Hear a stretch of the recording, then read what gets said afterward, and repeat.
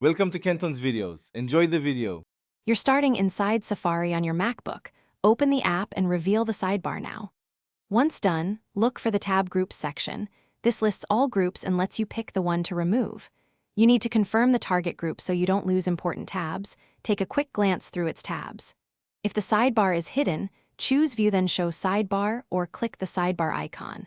Now select the tab group you plan to delete and get ready for the deletion step.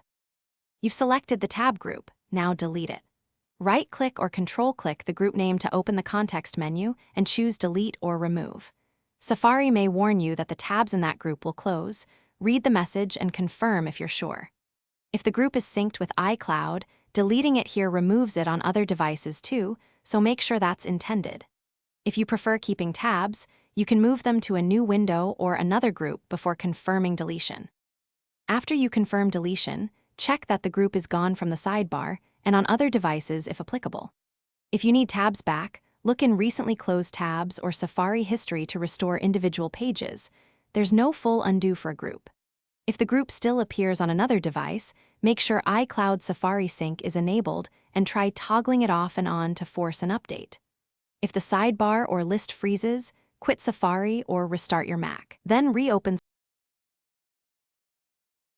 Thanks for watching. Consider subscribing if we helped you.